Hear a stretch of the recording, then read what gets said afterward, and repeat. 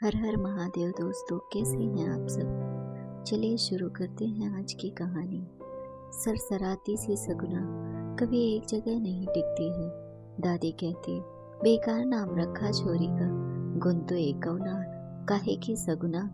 सब मलंग छोरों वाली करतूतें। साधारण माता पिता, एक बड़ी बहन 5 साल पहले ही ब्याही गई है। दोनों रूपवती, पर बड़ी बहन जहाँ धीर गंभीर, वहीं सगुना हद की चंचल। कस्बे के इकलौते कॉलेज में बीए के तृतीय वर्ष में है। पढ़ाई में उतनी अच्छी नहीं, पर नाटकों, स्पोर्ट्स, नाच गाने, उधमबाजी में सबसे आगे है। सगुना यहीं पड़ोस में अपनी सहेली की शादी में गई थी। वर पक्ष की ओर से बारात में आए दूल्हे के मित्र पुनीत ने सजी धजी चपल सगुना को देखा तो प्रण कर बैठे कि फेरे लेंगे तो इसी के साथ, बिना ये जाने कि उनकी माँ सावित्री जी तो जाने कब से अपनी सहेली की पुत्री सीमा को अपनी पुत्र वधू मान बैठी हैं। सावित्री जी को शहर से इंजीनियरिंग की पढ़ाई पूरी करके आए बेटे का मन टटोलना था, इसीलिए रुकी हुई थी।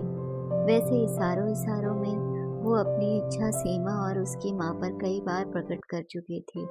पुनीत ने जब अपने मन की बात माँ को बताई तो उन्होंने काफी नानुकुर की। अभी तेरी नौकरी कहाँ लगी है, उस लड़की की पढ़ाई तो पूरी होने दे।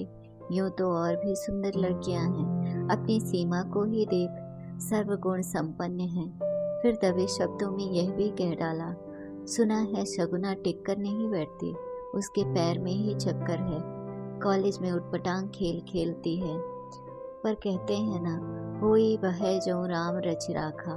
पुनीत की नौकरी भी लग गई, सगुना पास भी हो गई, और सावित्री जी को मन महसूस कर ही सही बेटे की जिद के आगे झुकना पड़ा।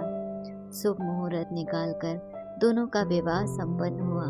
इकलौते बेटे की शादी में उन्होंने सारी रस्मों की खूब लेन देन की। घर में कई दिनों तक उत्सव का माहौल रहा, पर उनके मन में टीस थी कि काश सगुना की जगह सीमा होती।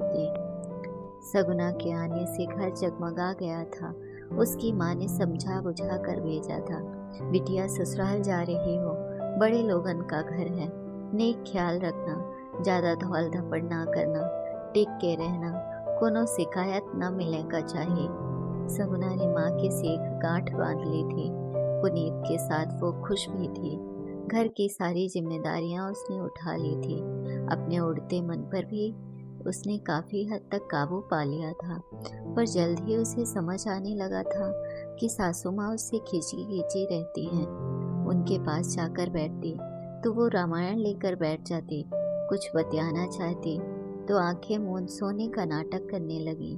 एक दिन कहा कि अम्मा आपके बालों में तेल लगा दें, तो बोली रहने दो, हमें इससे बू आती है। सगुना अपना समूह लेकर रह जाती, सोचती सासू जी तूने मेरी कदर न जानी। सगुना की दादी उसे सदा टोकती थी, छोरी तू घोड़ी की ढाल चले है, धरती फोड़ के ना चले कर, तनिक आराम से चलना सीख। सुधरने के चक्कर में उसने नजाकत से चलना सीख लिया था। उसे अपने लंबे काले बाल खुले रखने का शौक था। वो भी बेचारे अब जोड़े या चोटी में बंधे रहने की आदत डाल रहे थे। जिस स्कूटी से वह कॉलेज जाती थी उसे साथ तो ले आई थी, पर वो भी न जाने कहाँ बड़ी धूल खा रही थी।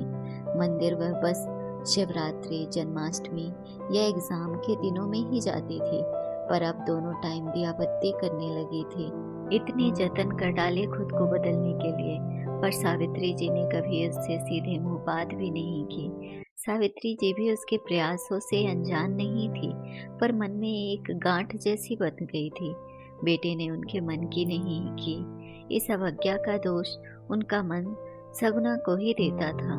पुनीत को भी माँ और पत्नी के बीच की खाई नजर आती थी, पर उसे भरोसा था कि समय के साथ सब ठीक हो जाएगा।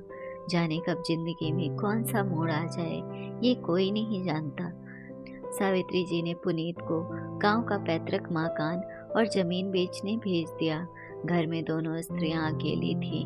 पुनीत उसी रात लौटने वाला था, पर ज्यादा देर होने की वजह से पास के गांव में मौसी के यहाँ रुक गया। तभी 2 व्यक्ति दीवार फांद, हाथ में चाकू और फरसा लिए सावित्री जी के कमरे में घुस आए। शोर से उनकी नींद खुली तो मुंह पर कपड़ा बांधे हथियार लिए बदमाशों को देख उनकी चीख निकल पड़ी। ओ बुढ़िया, जमीन बेचकर जो पैसा आया है फटाफट निकाल। उनमें से जो विशालकाय था उसने फरसा चमकाते हुए कहा। आंख के इशारे से उसने अपने साथी को साथ वाले कमरे में जा तलाशी लेने को भी कहा। हड़बड़ी में दीवार फांद कर आते समय उनकी नज़र पीछे वाले कमरे पर नहीं पड़ी थी, जहां शगुना आटे सुन चौकन्नी हो चुकी थी। सावित्री जी का डर से बुरा हाल था। फरसा चमकाता बदमाश उनकी तरफ ही बढ़ रहा था कि दरवाजे पर सगुना लंबी लाठी लिए प्रकट हुई। बिना आवाज किए आते हुए उसने साथ वाले कमरे का दरवाजा बाहर से बंद कर दिया था। पैसे अम्मा के नहीं, हमारे पास हैं, अभी देते हैं, कहते हुए उसने लाठी जमीन पर टिका छलांग लगाई और दोनों पैर उसके छाती पर दे मारे। वो पीछे गिरा और उसका सिर दीवार पर जा लगा। हमला प्रत्याशित था। वो हैरान रह गया। उसकी हैरानी का फायदा उठा शगुना ने उसका गिरा हुआ फरसा उठा लिया और उस पर तान के खड़ी हो गई। इस बीच सावित्री जी ने बाहर निकलकर हल्ला मचा दिया। जल्द ही भीड़ इकट्ठी हो गई। महिषासुर मर्दनी का रूप लिए शगुना उस बदमाश की छाती पर सवार खड़ी थी। दूसरे कमरे में उसका साथी बाहर निकलने के लिए फड़फड़ा रहा था।